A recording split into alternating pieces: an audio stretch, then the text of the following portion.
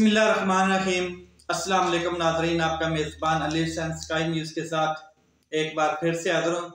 जो प्यार था वो नफ़रत में बदल गया, जो इश्क था वो भी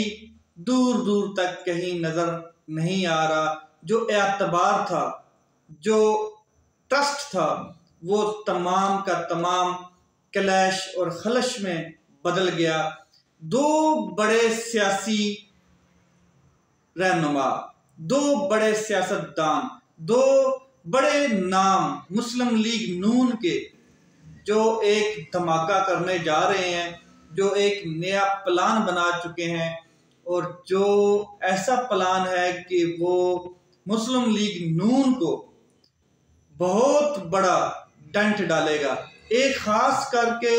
एक नाम चौधरी निसार साहब हैं और दूसरा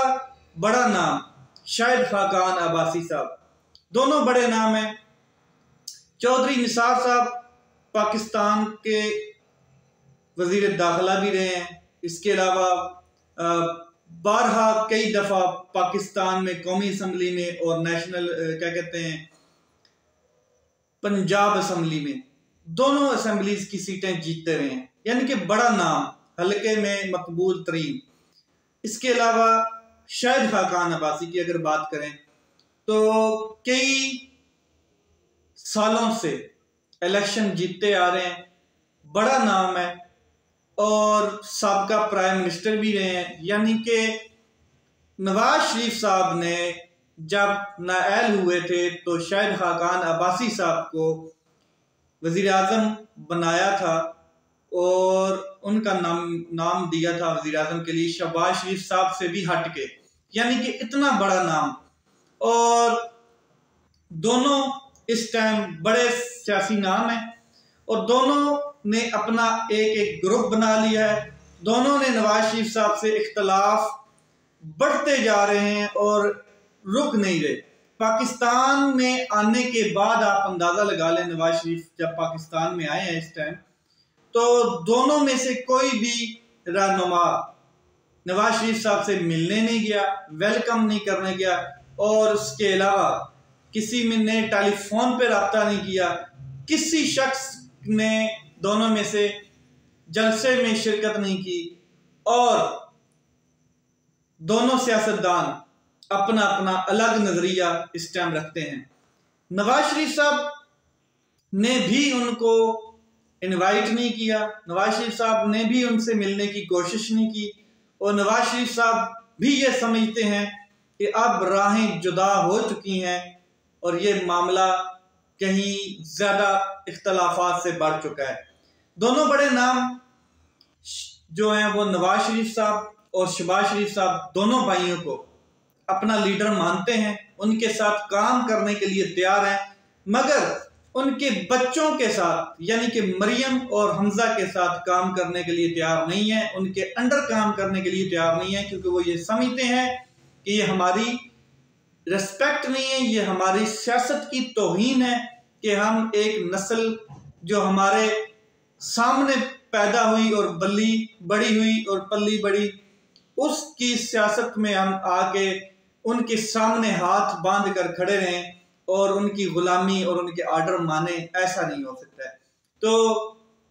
ये मेन इख्तलाफ था जिसकी वजह से दोनों अलग हुए और अब ये इख्तलाफ बढ़ता जा रहा है। दोनों जो सियासतदान हैं बड़े, दोनों के पास अगर मैं आपको बताऊं तो नवाज शरीफ साहब मुस्लिम लीग नून को डेंट डालने के लिए, उनकी पंजाब में सियासत को दफन करने के लिए दोनों के पास अच्छे खासे नाम हैं और तादाद है MPAs की और MNAs की। अगर मैं बात करूं चौधरी निसार साहब की, तो चौधरी निसार साहब के पास इस टाइम कमोबेश 40 ऐसे नाम हैं जो सबका MNAs रहे हैं या MPAs रहे हैं किसी सूबे में, पंजाब में। वो इस टाइम चौधरी निसार साहब के इशारे का इंतजार कर रहे हैं। और अगर मैं बात करूं शाहिद खाकान अब्बासी साहब की,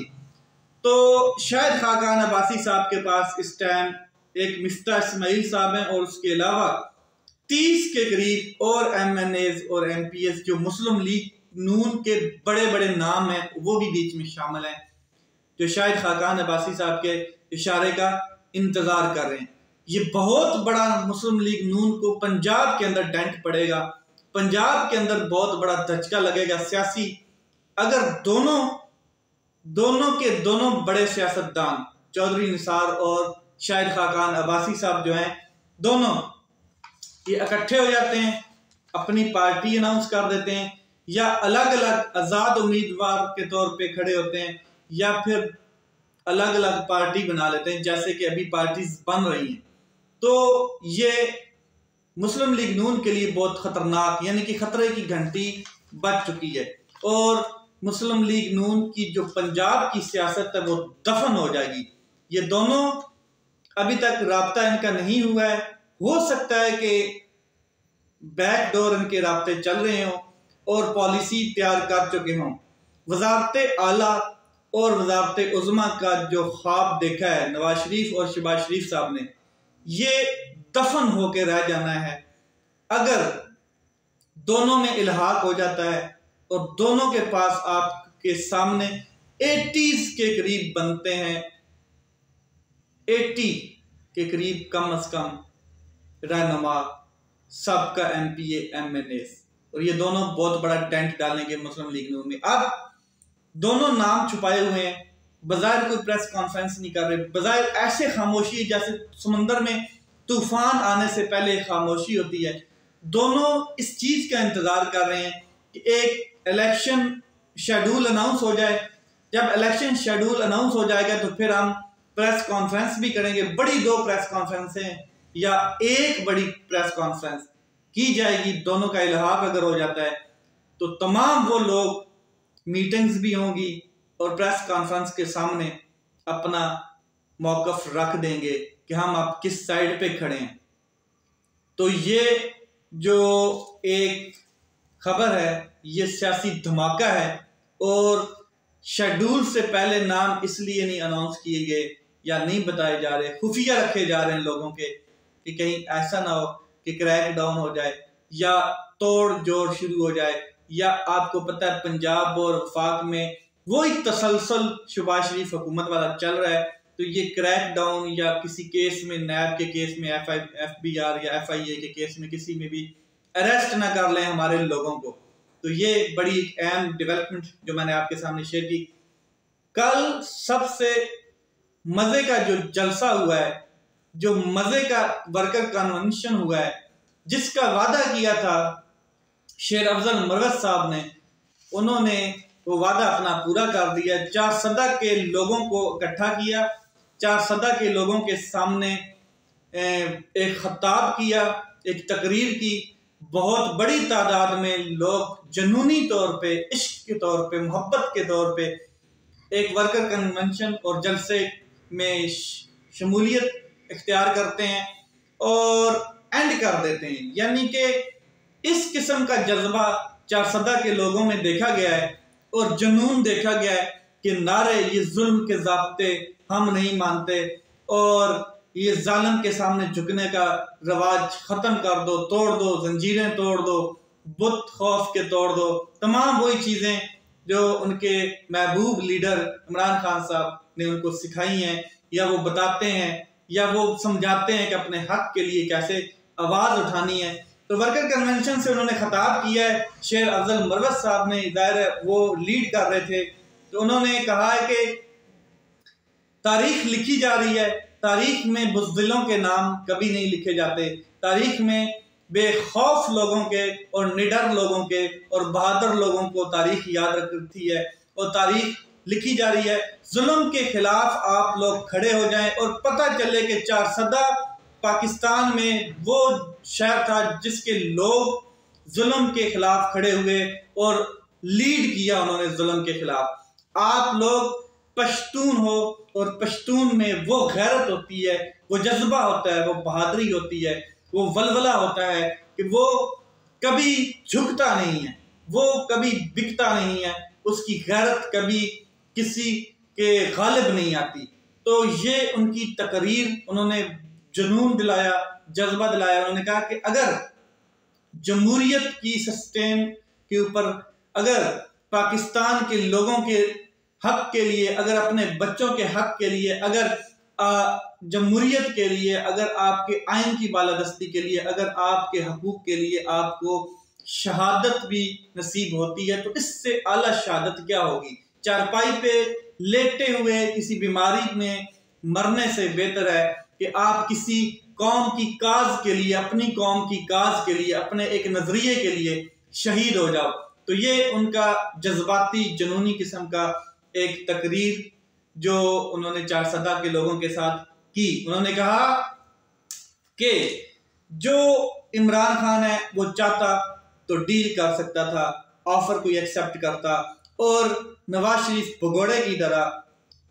डील करके मजे करता, पाकिस्तान से बाहर कहीं भी चला जाता, लेकिन वो आपके बच्चों के लिए,